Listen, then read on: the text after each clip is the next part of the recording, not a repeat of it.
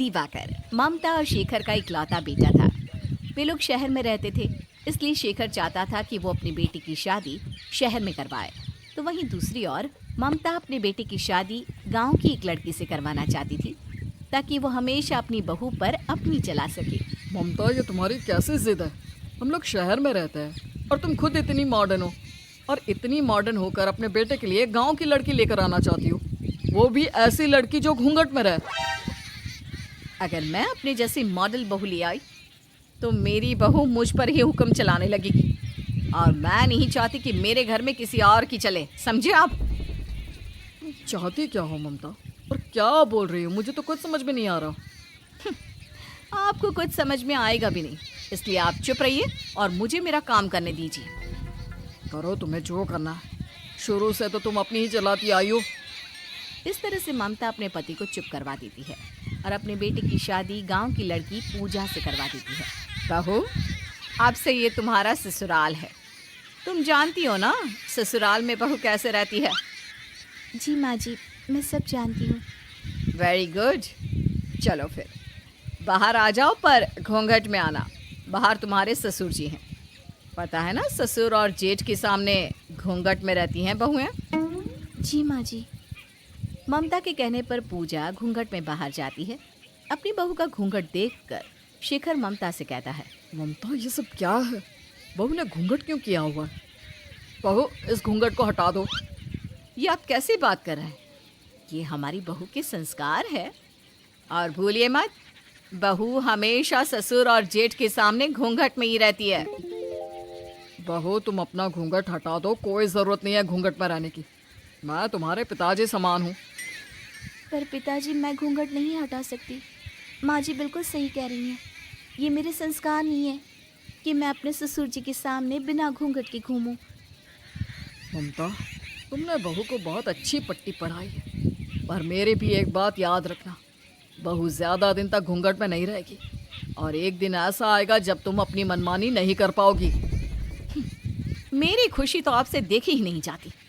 बहू, जाओ किचन में जाकर हमारे लिए चाय बना दो। शाम हो चुकी है और चाय बनाने के बाद डिनर की तैयारी कर लेना।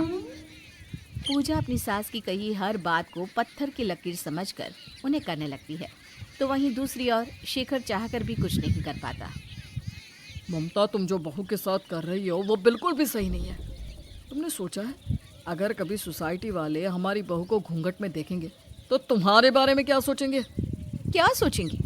यही सोचेंगे ना कि देखो ममता कितनी संस्कारी बहू लाई है, जो हर समय घूंघट में रहती है। इस तरह से ममता शेखर को चुप करा देती है। अब ऐसे ही कुछ समय बीत जाता है और ममता अपनी मनमानी करती रहती है। बहू, तुम तो उस दिन बड़ा कह रही थी कि तुम्हें सब पता है, सब आता है। क्या तुम्हारे मायके वालों ने तुम्हें इतना भी नहीं सिखाया कि रात में सोने से पहले सास के पैर दबाने चाहिए? समझाया था माँ जी, गलती हो गई। गलती हो गई तो अब अपनी गलती को सुधार लो। मेरे पैरों में बहुत दर्द हो रहा है, आकर मेरे पैर दबा दो। इस तरह से ममता अपनी बहू को कठपुतली की तरह नचाने लगती है। अब पूजा भी अपनी सास की चालाकियों को समझने लगी थी। ऐसे ही कुछ दिन बीत जाते हैं और एक दिन जब ममता बाहर गई होती है तो शेखर अपनी बहू से कहता है, पूजा बहू, तुम अपनी सास के इशारों पर चलकर उसके घमंड को 7वें आसमान पर चढ़ा रही हो। तुम्हें नहीं लगता कि तुम्हारी सास तुम्हारे साथ ज्यादती कर रही है? पर पिताजी, मैं माँ जी के खिलाफ भी तो नहीं जा सकती ना। बहू, जब घी सीधी उंगली से ना निकले तो उंगली टेढ़ी करनी पड़ती है, और तुम्हारी सास प्यार से मानने वालों में से नहीं है। खुद तो वो मॉडर्न बनी रहती है और बहू को घूंघट पर रखती है। अपना घूंघट हटाकर अपनी सास को दिखा दो कि तुम उसकी कठपुतली नहीं हो। इस तरह से शेखर पूजा को काफ़ी देर तक समझाता है।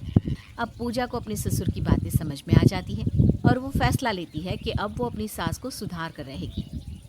पिताजी, मैं आपकी बात समझ गई। आप बिल्कुल सही कह रहे हैं, पर मुझे समझ में नहीं आ रहा कि मैं माँ जी के खिलाफ कैसे जाऊँ, कैसे सुधारूँ उन्हें।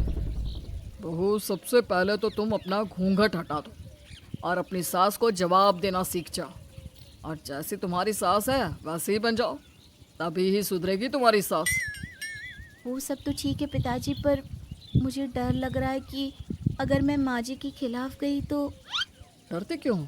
मैं हूं ना तुम्हारे साथ। इस तरह से शेखर अपनी बहू का साथ देता है।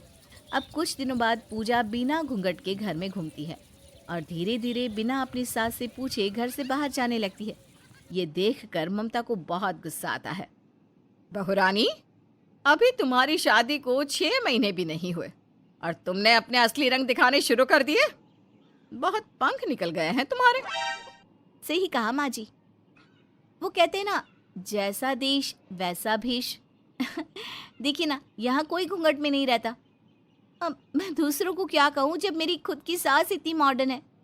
जब सास इतनी मॉडर्न है तो बहू देहाती कैसे रह सकती है? इतना बोलकर पूजा हंसती हुई वहां से चली जाती है। ममता अपनी बहू को इस रूप में देखकर बड़ी हैरान होती है। अब समय यूं ही बीतता है और ऐसे ही एक दिन। बहू, घूंघट ना करने से, बाहर घूमने से कोई मॉडर्न नहीं बन जाता। और वैसे भी बहू चाहे कितनी ही मॉडर्न क्यों ना हो जाए, उससे अपनी सास की सेवा करनी ही पड़ती है।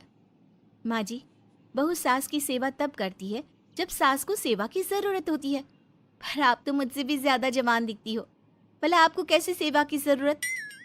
पूजा का बदलता रूप देखकर ममता हैरान हो जाती है। उसे समझ में नहीं आता कि अब वो क्या करे कि फिर से पूजा को अपने बस में कर सके। समय यूं ही बीतता जाता है और ममता का जोर पूजा पर से हट जाता है। अब चाहकर भी ममता पूजा को अपने इशारों पर नहीं नचा पाती और खुद उसकी मोहताज हो जाती है। बहू, मैं बाहर पार्टी करने जा रही हूँ। रात को आऊंगी, मेरा खाना मत बनाना। माँ जी, अब आपकी उम्र हो गई है, आपको ये पार्टी करना शोभा नहीं देता। आप जाकर आराम से बैठ जाइए। अगर इस उम्र में कोई हड्डी टूट गई ना तो जोड़ पाना मुश्किल हो जाएगा। तुम कहना क्या चाहती हो? मैं तो बस यही कहना चाहती हूँ कि शाम हो गई है, अब आपको बाहर जाने की जरूरत नहीं है। याद है ना, अभी कुछ दिन पहले ही तो बिस्तर से उठी हैं। अगर इस बार फिर तबीयत खराब हो गई तो कौन करेगा आपकी देखभाल? अपनी बहू की बात सुनकर ममता गुस्से में कमरे में चली जाती है और रोती हुई शेखर से कहती है, सही कहा था शेखर जी आपने। इस लड़की से तो अच्छी मैं शहर की बहू लाती। घूंघट वाली बहू आज मुझे ही भारी पड़ गई। कहते हैं ना ममता, जैसी करनी वैसी भरनी। तुमने भी बहू को बहुत नचाया, अब तुम्हारी बारी है। मेरे साथ ऐसा होगा मैंने कभी नहीं सोचा था। क्योंकि अब पूजा अपनी सास को अपने इशारों पर नचाती है, जिस वजह से ममता को अपने किए का अफसोस होता है और उसे वो सब याद आता है जो कभी उसने पूजा के साथ किया था।